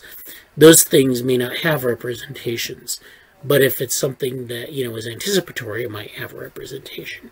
But of course, if you read something like Robert Rosen, he had his anticipatory theory. You don't necessarily need you don't even really need a representation for anticipatory behavior to occur. You can actually just have a system that's very flexible, that can respond to a lot of different things, and it can look like something that is very deep, has a deep representational framework, but it may not have that. It may just be the structure of the system that you have, the structure of your system. I talk about it in the developmental, or the continual embodied learning paper, the Baby Minds paper. So he talks about the Hydra. The Hydra appears to have a relatively reactionary behavioral repertoire. Okay, so that means assuming that the Hydra doesn't have deep representations, but we don't really know that for sure. Behavior is thus a key component of driving hypotheses about what things animals represent. This is this paper, Krakauer, which is Neuroscience Needs Behavior, and that's something I think we've talked about in the past, but it's worth revisiting. It's a really good paper on behavior and neuroscience and sort of the critical nature of that.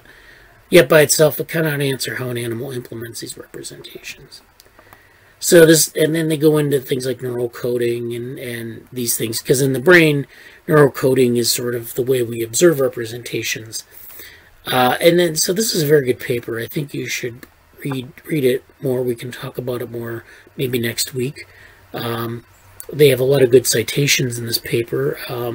CISEC, which is another paper. I think we actually cited in the Developmental AI paper. I can't remember, but and so I don't know if I want to get into the predictive coding paper, but this is something that came up. I just wanted to mention it briefly. This is a paper on predictive coding that talks about predictive coding and the free energy principle and recurrent neural networks. So this is a really nice paper. So let me just read the abstract. I won't delve into the paper so much. But predictive coding represents a promising framework for understanding brain function. It postulates that the brain continuously inhibits predictable sensory input, or inhibits predictable sensory input, ensuring a preferential processing of surprising elements. A central aspect of this view is the hierarchical connectivity, which involves recurrent message passing between excitatory bottom-up signals and inhibitory top-down feedback. Here we use computational modeling to demonstrate that such architectural hardwiring is not necessary. Rather, predictive coding is shown to emerge as a consequence of energy efficiency. So there's this free energy principle thing. When training recurrent neural networks to minimize their energy consumption while operating in predictive environments, the networks self-organize into prediction and error units with appropriate inhibitory and excitatory interconnections, and learn to inhibit predictable sensory input. Moving beyond the view of purely top-down driven predictions, we demonstrate via virtual lesioning experiments that networks perform predictions on two timescales: fast lateral predictions among sensory units, and slower prediction cycles that integrate this evidence over time. So they make these, so there are these fast predictions, and then there are these slower predictions that are integrative. And I think we saw that in the first paper where they talk about, prediction and retrodiction. So they don't talk about retrodiction here, but they talk about quick predictions amongst the sensory units. What are they integrating? What does that mean for the next step? And then the slower prediction cycles that look at the evidence over time and say, okay, there's obviously, if you're looking at things from time point to time point, you're going to get some things wrong because, we can't really get a trend. But we can also use another mechanism, a slower mechanism, to sort of integrate a lot of that and correct for it. So this is an interesting, and they talk, I don't know where they talk about, oh, here it is, I guess, some of the stuff about the free energy principle. I don't actually think they mention it in here, but that's basically what they're talking about. It's very much in that tradition. And so they look at, they look at this in terms of energy-constrained neural networks. So they use some benchmarks here to test their ideas. This paper has a lot to teach us in terms of writing the. And maybe I say this because I'm working on it and I have an eye for this stuff. But it teaches us a lot about the Gibsonian information concept, and maybe it's something that we can also use for Gibsonian information as well, like in terms of thinking about how that works and how that operates. I think that's it for today. I just wanted to go over those three papers. I think those were pretty good papers, pretty thematic in terms of thinking about a lot of the issues we've been confronting. There's also a tie into the VR stuff, which is, when we interact with VR, we're making predictions about the sensory world. And the thing about VR is that we can either have a hyper-realistic environment where we can, where we're doing things basically like we do in the real world. But we have to make sure that those sensory prediction is matched by the environment. Or we can have a situation where we can intentionally trick the brain by, not conforming to the sensory prediction requirements. And, we end up with different illusions that we observe in virtual environments. Like I talked about the snake pit last week. This is an error, an expectation error, where you're expecting one thing, but it's actually not what you're expecting. And so you behave as if it's the thing that you're expecting, and so that's your illusion. But I think there's a lot here that's, and there's a lot of neuroscience that I've glossed over talking about these things that are, we can follow up on. So I think that's a nice introduction to that, though. Jesse, did you have anything to say before we go? No, but I'm definitely going to be looking at these papers. I'm trying to get... What was the title of the final paper? Predictive Coding and... Yeah, let me pull it back up. This is Predictive Coding as a Consequence of Energy Efficiency in Recurrent Neural Networks. And this is a brand new paper. It's by Ali? Yes, Ali. Okay, cool. I'll put that in our resources. Yeah. Yeah, all the papers are really good. So I'll be looking at those for sure. Okay. And then you're going to follow up on the Medium post for this week and last week, correct? Yeah, I started drafting that a little bit too during the meeting too. So I'll be ready, and I'm going to start linking the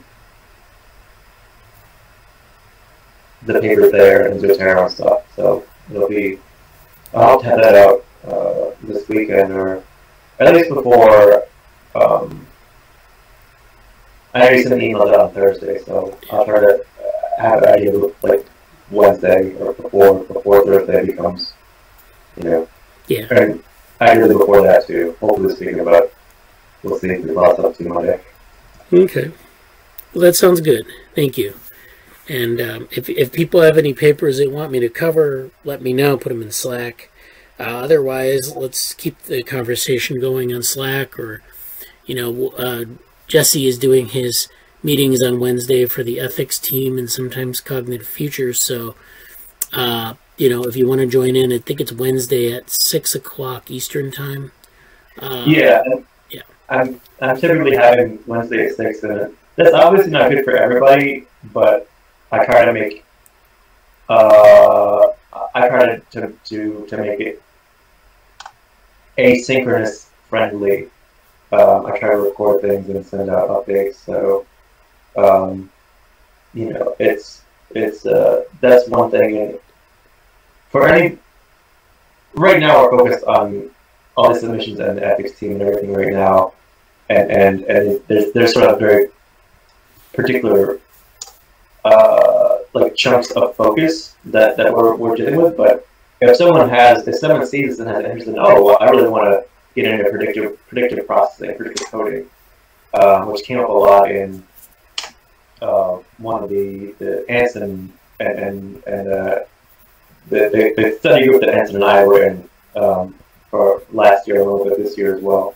Like, if someone sees a topic like that and really wants to get into it, you have the ability to lead a project on that, or request that we do a project with that, because there's structures in place now, but there's a lot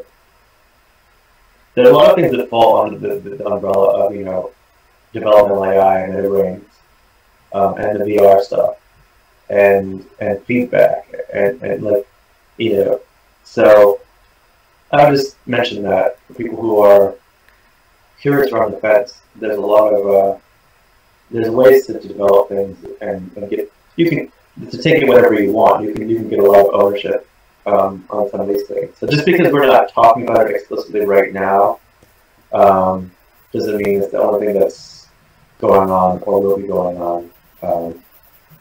So that's my plug for that. Yeah, that sounds great. Okay, well, thanks for attending, and thanks for viewing us on YouTube. If you, again, you can join our Slack or get involved in our Slack and read our Medium. And, you know, if you want to join a meeting, let us know. Have a good week. All right. Thank you, everybody. Thank you. Bye.